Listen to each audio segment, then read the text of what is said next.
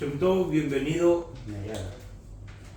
Este es un podcast, es una charla amena y vamos a hablar sobre mi comunidad, nuestra comunidad, la comunidad, los judíos en Barcelona, en Cataluña, en España, nuestra historia, compartir. Creo que valdría la pena que te presentes un poco. Dicen que primero la belleza antes que la edad. Bueno, ya sabes que el conocimiento es como el perfume, no hace falta llevar un letrero para que se sepa que se tiene, ¿no? Mi nombre es Shemtov, creo que es el único Shemtov que hay en Barcelona por descontado y en España. Mi familia es una familia que procede de Andalucía. Yo nací en Andalucía, nací en un pueblo a 20 kilómetros de Sevilla, en Utrera, en 1947, es decir, que en estos momentos tengo 75 años. Llegamos a Barcelona yo era muy pequeño, tenía 8 años, sí. Los estudios primeros fueron estudios normales en un colegio religioso. No hace falta explicar las historias de los colegios religiosos de la época porque no eran precisamente un parque de atracciones. Después fui al Instituto Balmes para hacer el bachillerato. A los 14 años empecé a trabajar. Por la noche estudiaba. Mi curiosidad por el conocimiento era a veces excesiva. En mi casa lo entendían, pero no lo veían con buenos ojos, porque no podían entender que un niño, bueno, ya no era un niño, claro, 14 años, pudiera estar buscando libros por todas partes. Una de mis aficiones era ir al mercado de San Antonio. Es verdad que en aquella época en el mercado de San Antonio había libros que normalmente en las librerías no estaban, y eso te hace que te aficiones un poco más a los libros por la curiosidad que comparten. También es verdad que siempre necesitas un punto de apoyo para poder avanzar, y yo lo encontré en un señor que vendía libros, me vendía libros por debajo de la mesa. Era un hombre con unas características muy especiales. A mí me recordaba siempre al Quasimodo de Notre Dame, porque era igual. Este hombre además me empezó a hablar de filosofía, que yo conocía por lo que estaba estudiando ya en el instituto, pero me cautivó su posición dentro del mercado del libro. O sea, era una especie de gurú. Seguramente su imagen también lo producía que fuera así. El caso fue que me cautivó. Estuve estudiando, aparte de mis estudios naturales, estuve estudiando también filosofía hindú. Pero llegué a la conclusión en un momento determinado, cuando tenía 16, 17 años, que era muy pasiva. Es una filosofía que dejó de interesarme. Empecé a estudiar Historia del Arte cuando tenía 18 años, 19 años. Lo compaginaba también trabajaba en diferentes empresas. Una de las curiosidades que yo recuerdo en cuanto a mi carácter es que difícilmente encontraba un trabajo que pudiera soportar más de un año, y a lo largo del tiempo he llegado a la conclusión del porqué, y el porqué que a mis padres los irritaba, sobre todo a mi padre, lo irritaba profundamente, porque me comentaba que había estado en 2 empresas en su vida, en la Renfe y en SEAT, y cada una estaba no sé cuántos años. Y yo creo que llegué a la conclusión de que no podía durar más tiempo, porque una vez había descubierto el secreto de ese trabajo ya no me interesaba, necesitaba encontrar otra cosa. Y eso hizo que me marchara a vivir a Madrid. Montaba equipos de venta de libros. En un momento determinado encontré una persona que me sugirió que volviera a Barcelona a trabajar con él. Concretamente era el yerno del propietario de la Fundación Estada Saladí, el Muebles La Fábrica. Eso hizo que yo volviera a Barcelona. Yo tenía entonces 20 20, 21 años más o menos. De tal manera que pude entrar en la Fundación Estrada Saravich como subdirector. Evidentemente descubrí un mundo apasionante para mí, que era el mundo del arte, que creo que llegué a enamorarme profundamente hasta el punto de que yo no iba a casa a mediodía a comer, cogía tres libros muy concretos en la historia del arte, que es el diccionario de Raffles, y casi me lo aprendí de memoria los tres. O sea, era un tema que me apasionó profundamente. Y eso me llevó, pues, a conectar con aquella filosofía que había descubierto cuando tenía 16 años. Y un día conocí a un artista que estaba aprendiendo hebreo. Esta artista sigo pensando que es la mejor pintora que existe en el mundo actual, precisamente por eso es la más incomprendida, es la señora Anna Lenz. Y le dije, yo también voy a estudiar.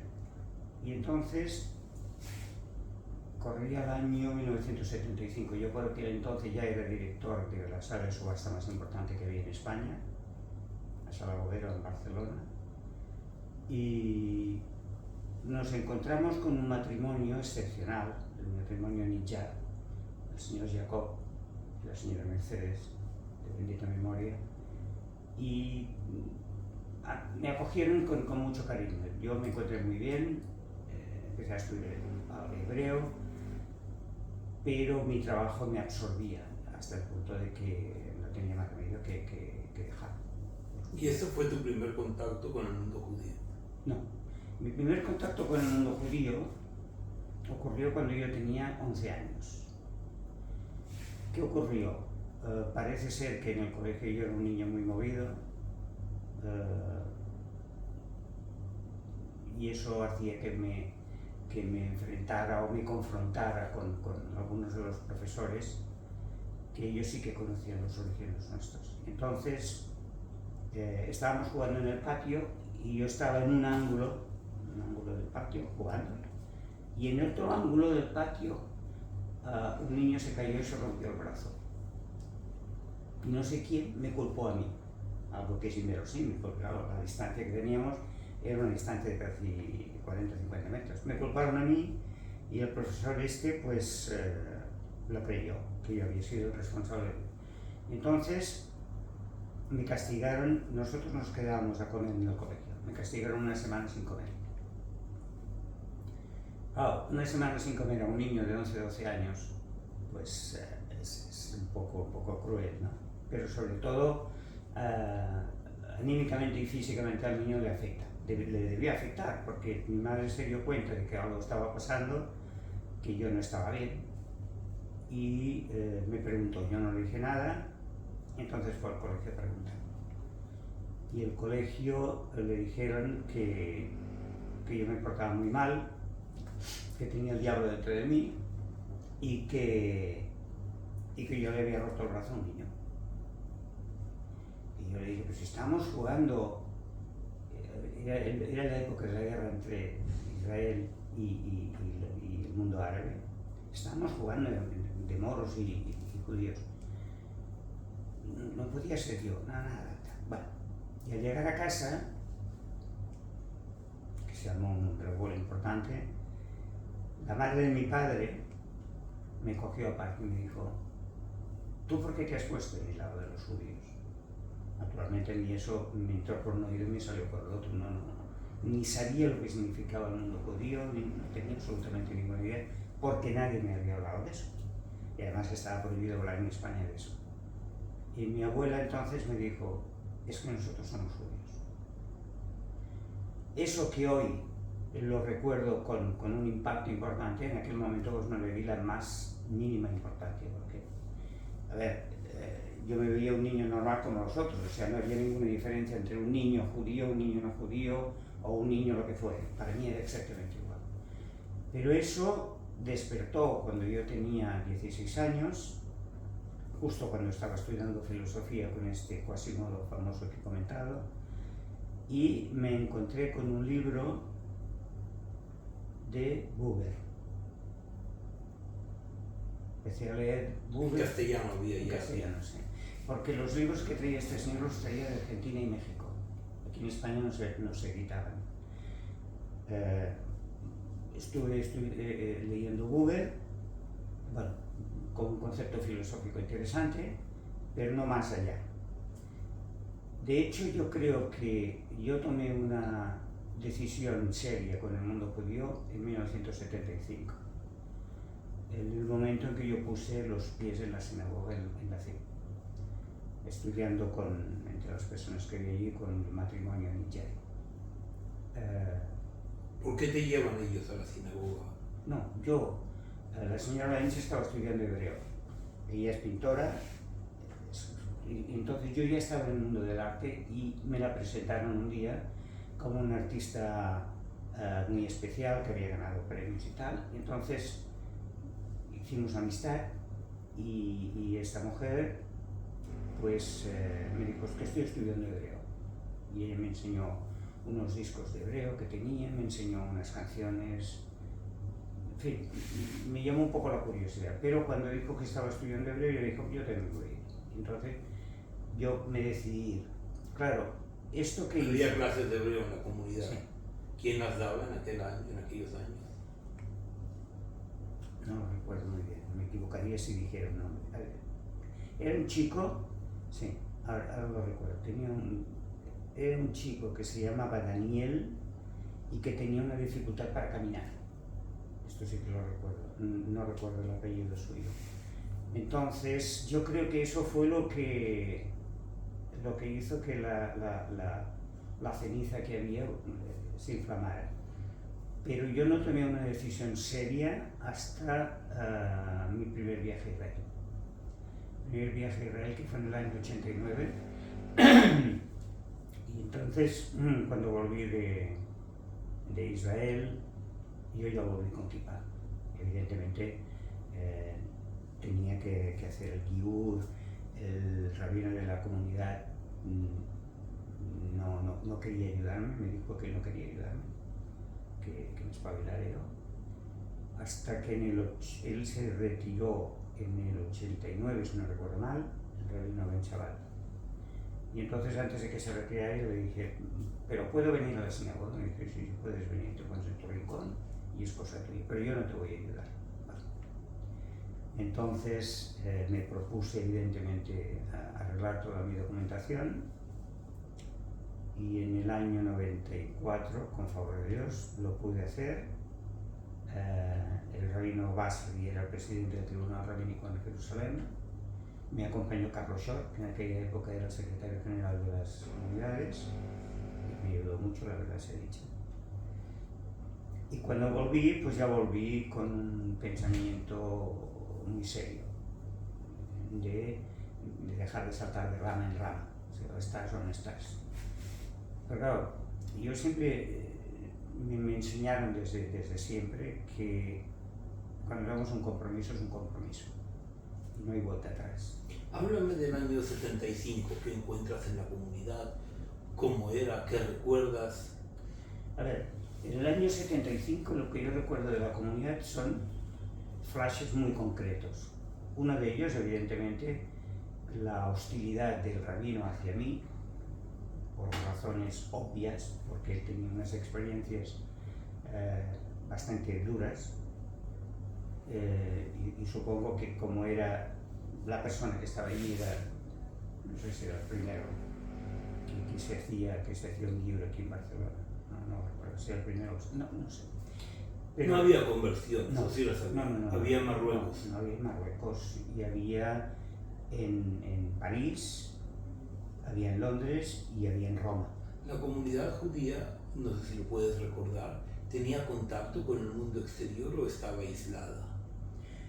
Tenía contactos, lo que pasa es que el poder de absorción del mundo marroquí era tan grande que la sinagoga en aquella época giraba alrededor de lo que hacíamos en Melilla. O sea, lo que hacíamos en Melilla era como una especie de pasaporte. Lo que hacíamos, todo lo que hacíamos. Pero la mayoría de la comunidad no es de Melilla, no, de Tánger, de sí, pero la potencia sí. Cuando digo de Melilla, evidentemente, entonces Claro, uno de mis profesores, mi maestro más querido, Abraham Ben Rossi, él era de Alcázar Quibir, o de Larache, de uno de esos dos pueblos. Pero claro, había gente de Larache, de Alcázar Quibir, de Melilla, de Tetuán, de Ceuta, y después habían las personas, algunos que habían venido de Turquía, el señor Hasson, el señor Arditi, y algunos más que no recuerdo ahora y me olvidaría de ellos. Y después había una persona que tenía una gran personalidad, que era Carlos Mena Roca. Carlos Mena Roca es un hombre que imponía bastante su criterio en la comunidad, y por encima de todos, evidentemente, el señor Melud, de bendita memoria también. En aquella época... ¿Qué buscaban ellos? Esa es una pregunta que siempre me la he hecho y nunca he encontrado respuesta. Porque yo creo que uno de los errores que teníamos en aquella época, los que estaban, los líderes, los que venían después y los que veníamos últimos, es que no teníamos un objetivo muy claro. Y cuando digo no teníamos un objetivo muy claro, es que me gustaría transmitir una idea muy simple, y es mirar con humildad la época. Estamos hablando de una época en la cual el periodo franquista dejó mucha huella dura. Él fallece, muere 75. Él muere en el 75, ese mismo año. En el 72. Y hasta el 72 fue un hombre fuerte. Hasta el 70, no, hasta el 75. Hasta el 75. Perdón, hasta el 73. Y digo el 73 ¿por qué? Porque el 73 muere Picasso y para mí son etapas. Y en el 73 recuerdo que había artistas que habían estado con Picasso, uno de ellos un asturiano que me comentaba que tenía una caja de puros que se lo iba a fumar cuando muriera Franco. Y evidentemente murió él antes que Franco. Hasta el 75 el momento y el gobierno de Franco era muy duro, a pesar de que ya empezaban a haber unas ciertas clechas porque había tecnócratas que estaban entrando del Opus Dei y estaban en un carácter un poco diferente. Pero es evidente que hasta él muere en noviembre del 75, como comentábamos, pero hasta el 78, esos 3 años, fueron años muy convulsos. Y nuestra comunidad era una comunidad que sufría todavía esos avatares. Y cuando digo los avatares me refiero dentro por el criterio de las personas que habían, por el compromiso que tenían algunos con el régimen anterior, y fuera por las fuerzas que habían todavía contra nosotros, contra el mundo judío. O sea, habían de vez en cuando pintadas la pared siempre, o casi siempre, pero algún que otro cóctel molotov contra la puerta también. O sea, no era fácil. Y entonces la gente era entre prudente, pero en la comunidad era sumamente orgulloso, dentro de la comunidad, sumamente orgulloso de su condición de judío. Pero yo creo que no había un proyecto muy sólido de ningún objetivo. Había el proyecto Maccabi, que había personas que habían prestado y prestaban mucha atención hacia los jóvenes en cuanto a deportes. La finca de Valldoreix es una finca que estaba trabajando mucho. Los domingos, por ejemplo, unía muchísima gente, pero yo creo que una de las patas que estaban rotas es que no había un objetivo muy claro. Teniendo en cuenta que había unos líderes muy fuertes, de un carácter tremendo, el señor Cohen, por ejemplo, me acuerdo de él, Abraham Ben Rossi, el señor Sibón, el señor Hasson,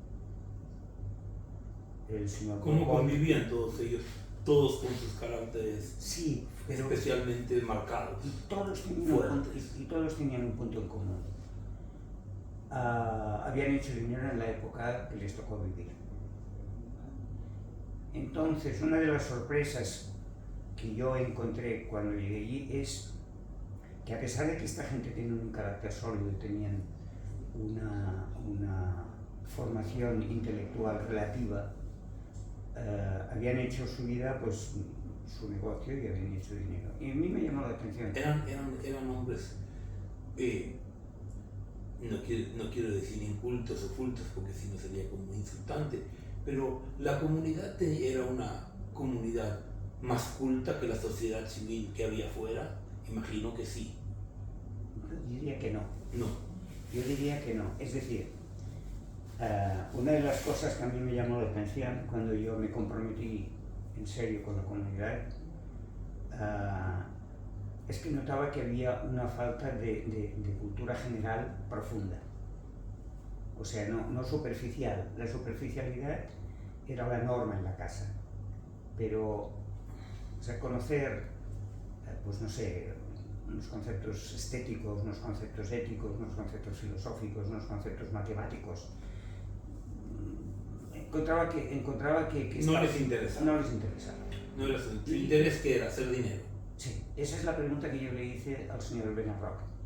Le dije, señor Benarroch, hay una cosa que me sorprende de nuestra comunidad, y es eso. Y entonces me puso un ejemplo que me pareció humilde pero sensacional. Me dijo, mira, la mayoría de la gente que estamos aquí venimos de África, venimos de Marruecos. Nuestra función en Marruecos, vivíamos bien porque los moros eran prácticamente nuestros sirvientes, y la función nuestra era hacer dinero para que nuestros hijos pudieran estudiar. Y entonces lo entendí, porque la juventud que había en aquel momento era una juventud que sí se estaba preparando. Bueno, yo al señor Benarroch lo conocí como un hombre ávido de lectura, era una persona bastante conocedora del mundo judío. Era difícil cambiarle sus ideas, pero yo a él con él compartí varios cafés en el Café de la Oca, que era el que él estaba. En el Sandor. Bueno, el Café de la Oca del Sandor. El Café de la Oca estaba de la otra esquina. Sí. Yo todavía llegué a esa Barcelona. Yo llegué aquí el 31 de diciembre del 98. Esa fue tu segunda llegada. Sí, mi segunda llegada. Yo de joven vine antes. Exactamente. Entre el 75 y el 84, 85 que tú, 89 me dijiste. Sí, el primer viaje era el 89. Entre esos años tú seguiste participando en la comunidad. Sí. ¿Y tú crees que dentro de una comunidad siempre hay tres patas, ¿no? Hay la sociedad civil, que es la que actúa, muy parecido a cualquier sociedad, hay una sociedad civil. Hay la sociedad del liderazgo, que es la que decide, comités o cualquier forma en la cual se tomen las decisiones. Y después hay el rabinato, que se supone que es el que tiene que enseñar y hacer crecer espiritualmente. ¿Cuál de ellas era la más débil? Yo diría que todo lo que giraba alrededor del rabinato. Era débil, porque había un aislamiento, porque no se permitió entrar a otras personas. Pues yo creo que varias cosas. Una, y estoy haciendo una... Obviamente que eso es una charla, no es una crítica al rabino que estuvo... Por favor, José Salón, no. Pero que tampoco quisiera ser excesivamente taxativo ni cruel. O sea, intento ser lo más equilibrado posible. Yo siempre encontré que la falta de objetivo, que evidentemente para una comunidad judía tiene que ser fortalecer el judaísmo, la cultura judía tiene que ser muy sólida, porque la presión de la cultura exterior es muy grande. Por tanto, dentro tiene que ser muy sólido y la gente tiene que tener un conocimiento muy profundo de lo que es ser judío. O sea, no se trata de ser con permiso y con perdón, un tefilero. O sea, allí teníamos muchos tefileros, pero teníamos pocos cultos. Y entonces eso era gente que había hecho inmigración, una migración también. Sí, bueno, la migración hace pagar un canon muy importante a la estructura familiar tradicional. Hay una generación la generación que migra, vamos a decir, pierde para que los hijos triunfen. O siempre se creía así, hoy es distinto porque es mucho más fácil movernos de país, pero... Yo creo de todas maneras, apoyando lo que dices, es que el bagaje cultural que se trae de una tierra a otra si no lo tomas como una experiencia y como un valor, evidentemente se diluye, perdiendo todo el concepto cultural que puedas tener. Y entonces vives de tradiciones, porque las tradiciones son como rayos, ¿no? Y como dice el rabino Soloveitchik, una tradición malentendida es una traición. Y esto yo creo que ocurría allí, hasta el punto de que cuando se hizo la renovación del edificio, ya después ya fue después del 92, el señor Carlos Benarro decía por activa y por pasiva que el edificio de la CIP se convertiría en un museo porque no íbamos a ir nadie. Gracias a Dios no ha sido así y la comunidad sigue viva.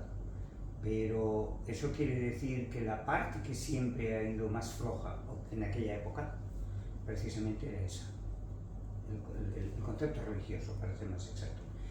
Yo tuve la suerte y la oportunidad de trabajar en el comité después del 94.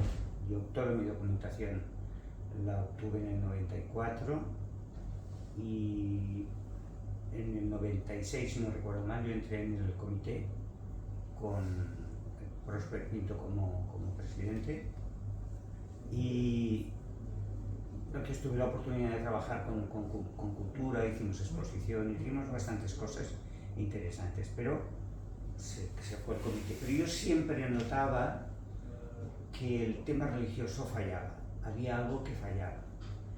Y fallaba porque las personas que estaban al frente de lo que era el mundo gabay o el mundo religioso de la comunidad vivían de tradiciones. Y al vivir de tradiciones, vamos a ver, tú nos has enseñado, nuestros maestros nos han enseñado que cuando tu maestro no tiene la respuesta, tienes que buscar a tu maestro. Yo tengo una teoría, un pensamiento, una teoría más que un pensamiento, que es que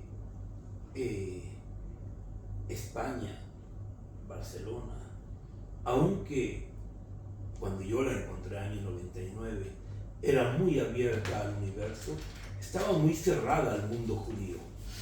El mundo judío le quedaba lejos, y quiero imaginar que 10 años antes le quedaba aún mucho más lejos. Yo recuerdo que conocí al rabino Glick, hijo, recién había fallecido su padre en esos años, y yo le pregunté por qué tu padre venía a España tanto. Dice, porque mi padre llegaba a España y lo que traía vendía, porque todo era nuevo. No era que todo era nuevo, había historia, hay arte, hay de todo, pero todavía tenía la capacidad, con su buen discurso, porque dice que tenía una excelente labia, de sorprender con cualquier cosa. Y esto es lo que lo traía. Yo creo que quiero imaginar que este es el interés en esta charla, es qué es lo que se hizo en aquellos años bien y también lo contrario, que nos lleva a lo que nosotros tenemos hoy. ¿Qué es lo que señalarías? ¿Cuál es la oportunidad que se perdió en el viaje? Que quizá en algún momento dado hubo la capacidad de unirse a una rama más fuerte del judaísmo y no se hizo, o de un tipo de educación, o quizá el buen afán de la aliyá importante que muchos jóvenes hacían también desmembraba a la comunidad de futuro inmediato, porque los buenos se iban. ¿Qué es lo que señalarías tú? Porque claro, señalar culpables del pasado sería cruel, no tiene sentido, y juzgar el pasado sin una enseñanza real no tiene realidad. Pero yo quiero decir que cuando yo llego a la comunidad y me encuentro con las personas de la comunidad, no nada más ya las instituciones, ellas viven su propia agenda muy local. A ver, es que los judíos por sistema nos cogemos a los recuerdos como si fuera un flotador en el océano. Y la imagen mítica de Sefarad es una imagen que hoy se nos sigue vendiendo de una manera tremenda. O sea, cuando yo recuerdo mi primer viaje, coincidiendo con eso, mi primer viaje a Israel, que fue en el 89, conocí a unas personas que hablaban ladino. Había un profesor Moshe Cohen, puede ser Moshe Cohen, no recuerdo, que sigue dando todavía clases de ladino en Israel. Cuando hablaban ladino lloraban, porque habían mitificado de tal manera el sefarad que nuestros mayores nos habían cantado, las poesías de Inca Virol. El mundo sefarad como concepto era tan abstracto, pero al mismo tiempo era tan débil, que era como una bombolla de jabón, ¿no? Que un pequeño toque hace que se explote. Y yo creo que eso es lo que mantenía a la gente. Cuando el rabino Slick, ¿cómo se llama?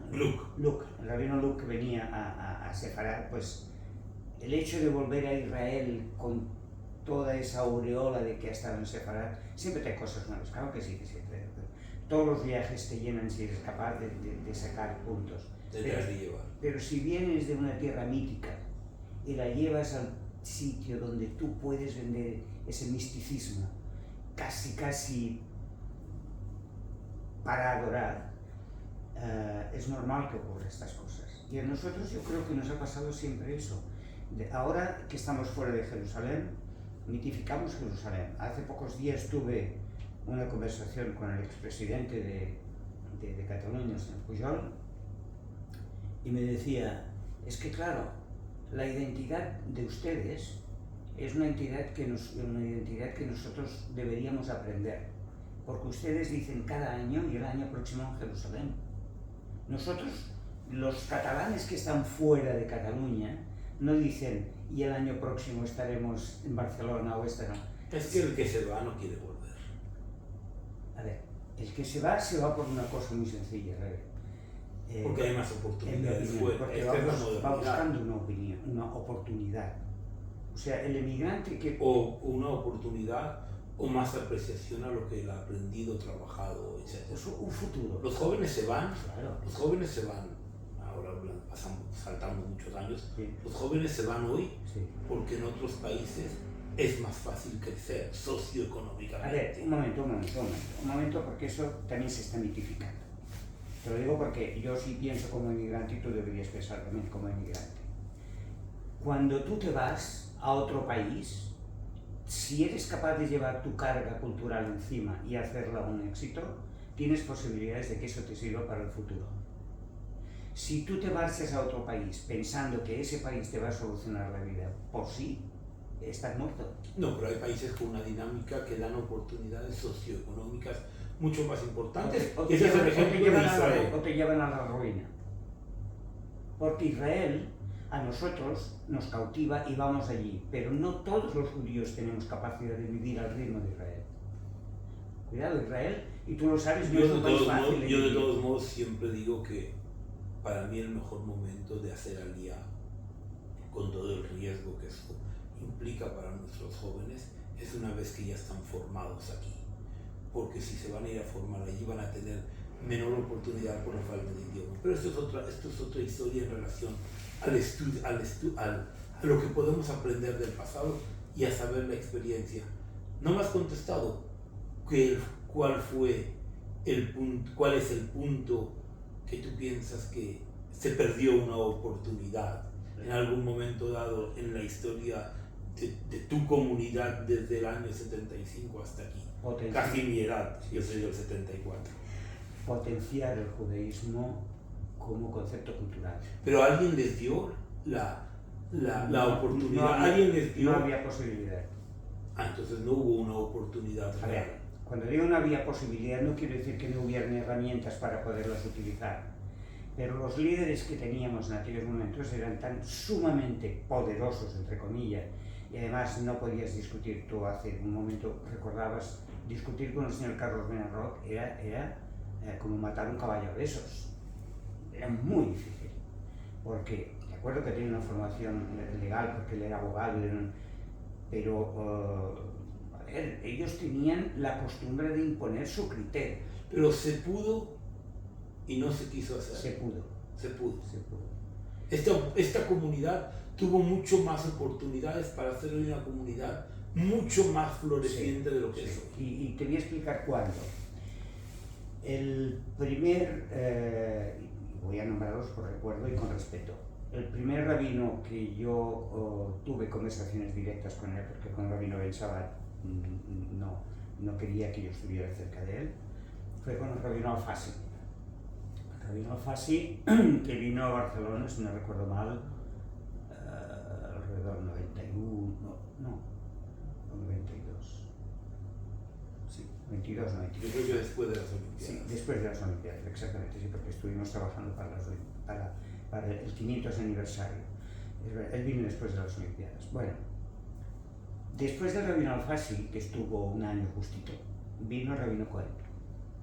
Y entre Alfasi y Cohen pasaron 2 o 3 rabinos, pero no dejaron huella prácticamente.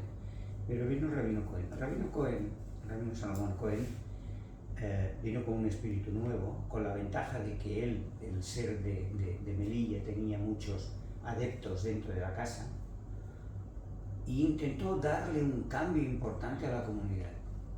Intentó que la comunidad, aparte de vivir de la tradición, viviera también de la cultura.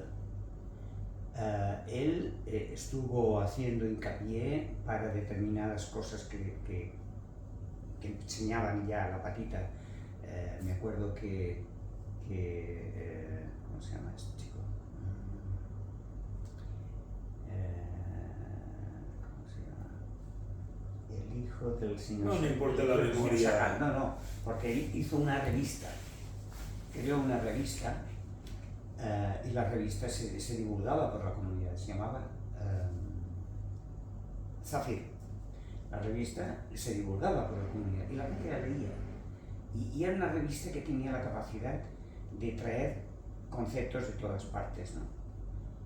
Cuando Sacal dejó la revista, me la pasó a mí porque yo ya formaba parte del Departamento de Cultura, y la revista tomó un carácter creo que bastante más comprometida, hasta el punto de que salieron varias para potenciar eso.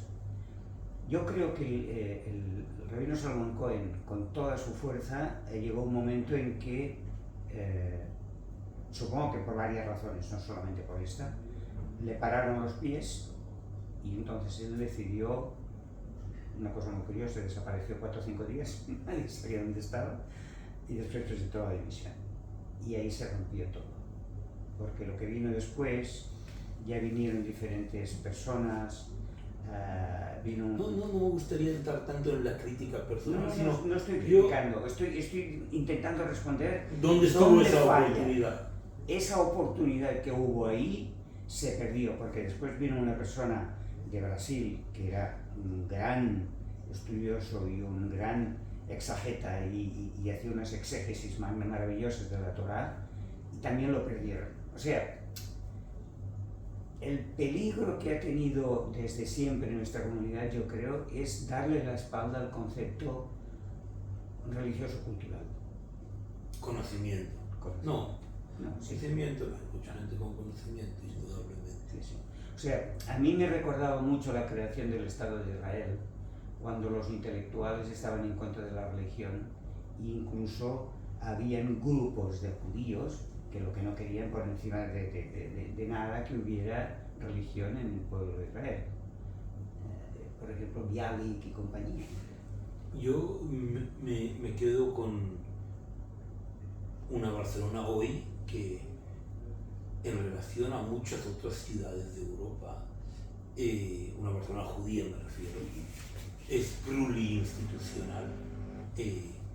Hay instituciones desde lo más reconstruccionista en el judaísmo hasta lo que nos queremos llamar en etiqueta o mal etiquetado, sin etiqueta o con necesidad o sin necesidad en la ortodoxia, y en ese abanico hay de todo, y en ese de todo muchas veces creo que también hay tanto que no hay nada, pero tomemos lo positivo. En aquellos momentos año 89, me iría antes, se soñaba con un pluralismo, se soñaba con que realmente se podría crear una comunidad con tantas ideas, porque esto es el único valor que yo veo que Barcelona tiene hacia afuera. Obviamente que hacia adentro hay bellísimas personas, una muy buena educación en muchísimas cosas y otras cosas en las cuales tenemos una gran decadencia, y por ello es la asimilación galopante que hay. Este año yo he tenido el privilegio de hacer 3 bodas, que son muchas, y las 3 eran kosher, absolutamente, es una cosa que me da mucha alegría, pero una de las parejas siempre es de fuera, ¿no? O sea, o el chico de fuera o la chica de fuera. ¿Por qué? Porque Barcelona atrae a esta gente de fuera ve que hay un enorme abanico que puede participar en él como si fuese un zapping que va cambiando de canal en el televisor o en el teléfono, va moviendo rápidamente y se mueve de un lugar a otro con facilidad, que muchas veces en sus propios lugares de origen no tienen esa oportunidad. O sea, lo que nosotros vemos como un defecto desde fuera muchas veces se ve como una gran virtud. Hay mucha oportunidad, hay mucha oferta, aunque sea que cuantitativamente sea poca, pero si sumas la oferta de todos, al final de todo hay una gran oferta judía en la ciudad, y esa gente viene para quedarse. Desgraciadamente casi no recuerdo, o muy pocas parejas de 2 chicos de Barcelona, pero eso es otra forma de ver la institución de la pareja, de lo que hoy se dice enamorarse, de muchísimas implicaciones. Vuelvo a la pregunta, en aquellos años ya había un germen, una raíz para una comunidad tan pluricultural. No. El germen empieza a suceder en un momento determinado en que una persona muy conocida en la comunidad tiene necesidad de casar a su hijo o a su hija, no recuerdo exactamente por qué, ahí es donde está ella, y entonces decide hacerlo por un proceso que no era el que nosotros habitualmente hacíamos. Y esta persona hace todo lo posible para fundar un concepto reformista en Barcelona. Eso creó una herida muy grande, porque además ocurrió en un momento en una gran emigración sudamericana, sobre todo Argentina, en Barcelona, y entonces el espacio de esa herida cada vez era más grande, hasta el punto de que había una profunda enemistad entre las personas de una comunidad y de la otra, ¿no? Por lo menos a nivel de líderes. Hasta que eso no se ha llegado a asimilar, ha sido una carga o una piedra en el zapato para un corredor. Hoy sigue siendo una piedra en el zapato hasta el punto de que el exterior en un momento determinado estuvo a punto de absorber al interior. Es decir, esa comunidad que estaban haciendo en el exterior, que era una comunidad, ellos decían progresista, me parece que la llaman todavía progresista, tenía tanta potencia creativa, tanta comunicación, que estuvo a punto de absorber a la madre de la comunidad, ¿no? Al parecer no fue así, y hoy pues están conviviendo más o menos a un nivel similar, sin ánimo de crítica, ¿eh? Pero lo que sí es seguro es que nosotros perdimos la oportunidad de reforzar nuestro criterio como comunidad, y lo perdimos al obviar que una comunidad donde no hay una cultura profunda se diluye por sí sola. ¿Hoy volvería a ocurrir ese error? No estoy capacitado para hacer un análisis así. Desde fuera te diría que sí, desde fuera. Desde dentro no conozco cómo están en estos momentos los gérmenes, como decías, para decirte sí o no. Lo que sí es seguro es que hoy, por ejemplo, por lo que yo veo desde fuera, el concepto religioso es más sólido que la época que estaba yo. En la época que yo estaba, pretendíamos hacerlo religioso, y eso es un ejemplo simple y burdo, ¿no? Las personas que luchábamos por imponer los criterios religiosos sólidos en la comunidad, hubo un momento en que se nos apartó y nos llamaban talibanes. El señor Muyal, que se peleaba con todo el mundo porque en Shabbat la gente tocaba el timbre como Mateo por su casa, hasta que al final conseguimos que nadie tocara el timbre, por ejemplo. Cositas así, ¿no? Pero a nosotros nos apartaron porque éramos los talibanes, ¿no? Se nos acaba el tiempo. Venga. Última sugerencia. ¿Tú crees que la generación de hoy, además de tener más oportunidades y más acceso al conocimiento, y una respuesta que tiene que ser corta, es más comprometida o menos comprometida? Yo creo que puede ser más comprometida, dependerá de los líderes que tenga. O sea que estamos en el mismo punto donde empezamos. Exacto. Somos una comunidad judía. Los judíos, 2 judíos, 3 opiniones. Esto es bien 4. O 4, o 5, es igual, no importa. Esto va a ocurrir durante mucho tiempo. Mientras nosotros no tengamos el concepto claro, concreto y conciso de que tenemos una invasión de cultura no nuestra y la pongamos por encima de nuestra cultura, tenemos la batalla perdida. Pues muchísimas gracias por tu tiempo y espero que sea de interés para mí. Me gustaría que fuera para todos nosotros. Y para todos también. Sobre todo para mí. Pues muchísimas gracias. Gracias, Ray. Hasta otra.